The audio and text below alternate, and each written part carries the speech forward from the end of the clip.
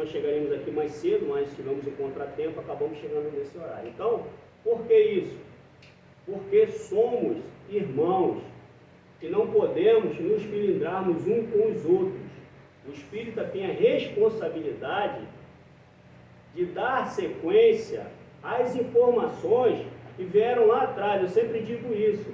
O que foi dito, o que foi feito na codificação por Allan Kardec, ela precisa estar sendo toda hora falado. Hoje eu estava assistindo uma palestra que estava dizendo justamente sobre isso. E o espírita está muito preocupado com outras questões e esquecendo da codificação, esquecendo de dar o testemunho. Toda essa parte que foi codificada por Allan Kardec, ele se preocupou com a quinta parte dos evangelhos, que é justamente a parte que fala da moral. Se a gente está falando da moral, por que existe a preocupação com a moral? Alguém sabe me dizer? Porque ele se preocupou com a moral. Porque se fosse se preocupar com a parte dos dogmas, com as outras partes, seria muito polêmico isso. Não estou dizendo que por a Igreja Católica ter feito isso, condenando a Igreja Católica não, tá? Estou dizendo o que é fato. Mas por que se preocupou com a parte moral? Alguém sabe me dizer? Vamos lá, pessoal. Por que se preocupou com a parte moral? Alguém sabe me dizer por quê? O que a parte moral faz? Pode falar, dona Paulinha. Desculpa, mas eu acredito que a preocupação maior em questão da moral é porque é a moral que vai fazer a gente rever os nossos erros, vai nos chamar a atenção para a nossa reforma íntima. Então, tudo aquilo que Jesus ensinou, que veio a nos ensinar, foi exatamente para fazer com que tivéssemos vontade de melhorar a nossa moral. Porque o intelectual, ele já estava ali, o intelectual é aquela questão de você saber fazer muita coisa, de você ter uma inteligência para construir isso ou aquilo, mas nos faltava a moral. Então, eu acho que a importância que tem essa parte do Evangelho é exatamente para nos chamar a atenção sobre isso. A vontade de nos melhorarmos como pessoas, como espíritos imortais, porque é essa questão que vai nos fazer começar nessa reforma aí. Eu acho que é por isso que ele enfatiza tanto isso. E depois disso, parabéns, Tony, você está aprovado. Depois de tudo isso, nós tivemos quantas guerras? Só a Guerra Mundial foram duas, né? Primeira e a Segunda Guerra Mundial. Fora isso, tiveram mais outras várias guerras pelo mundo. Certo? Tivemos ou não tivemos? Foi assim? Ainda tem guerra. Ainda tem guerra, certo? Então você me responde uma coisa. A questão moral foi feita? O homem fez aquele? Não fez, né? Sua grande maioria não, certo? Então, o que a gente tem que olhar é para frente, certo? O que a gente tem que olhar é para frente. E hoje, o que acontece hoje, nesse momento que a gente está vivendo, a questão moral, ela está ficando para trás ou não? Segundo uma pessoa que admiro muito, que já está bem velhinho, que é o Divaldo, ele diz que a moral está indo pelo ralo. A moral está indo pelo ralo. Porque estão incutindo na sociedade conceitos que afastam o homem da moral. Mas, segundo Divaldo, isso é intencional.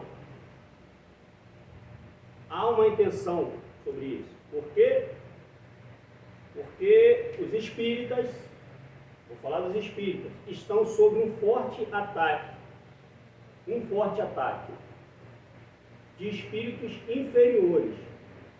E dentro da doutrina, dentro do movimento, que eu não gosto desse nome, também está acontecendo isso.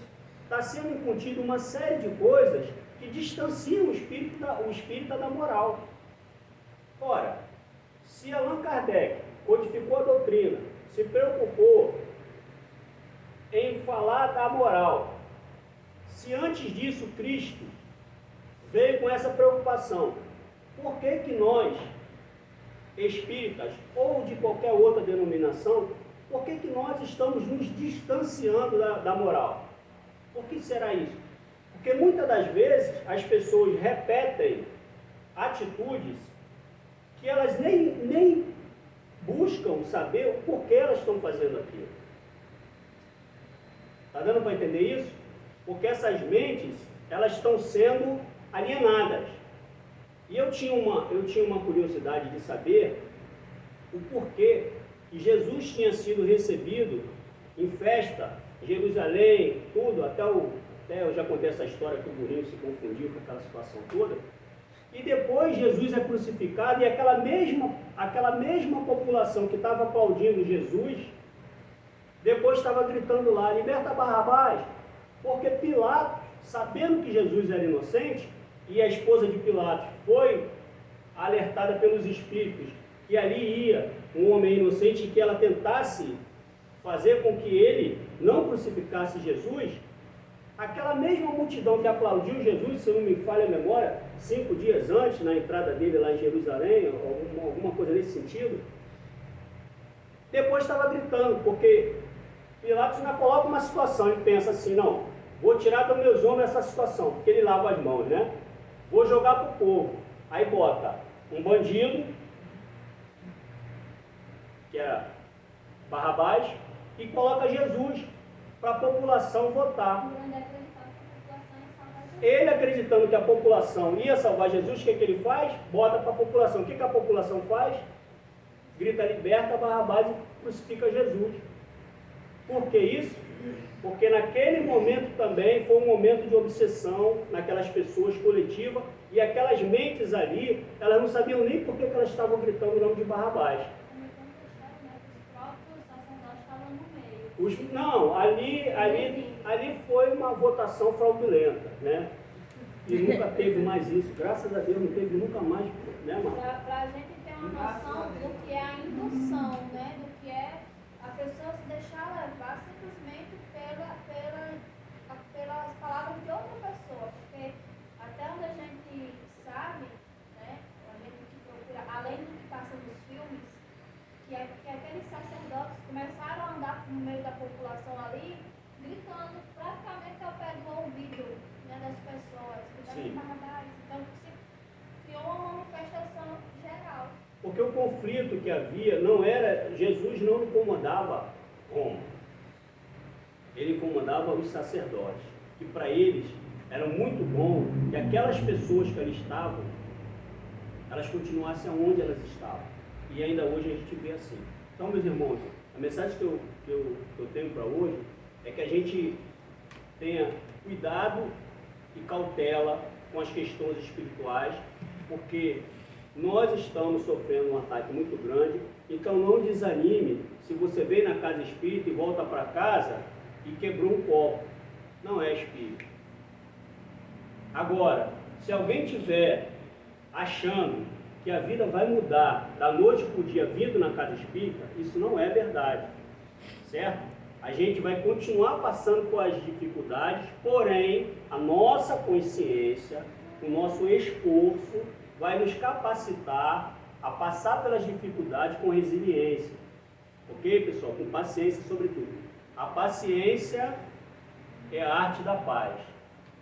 A paciência é a arte da paz. Então, meus irmãos, muito obrigado pela atenção de vocês. Que Deus abençoe, tá? Fique com Deus.